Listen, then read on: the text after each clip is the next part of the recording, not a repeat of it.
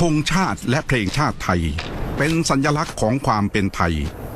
เราจงร่วมใจยืนตรงเคารพธงชาติด้วยความภาคภูมิใจในเอกราชและความเสียสละของบรรพบุรุษไทย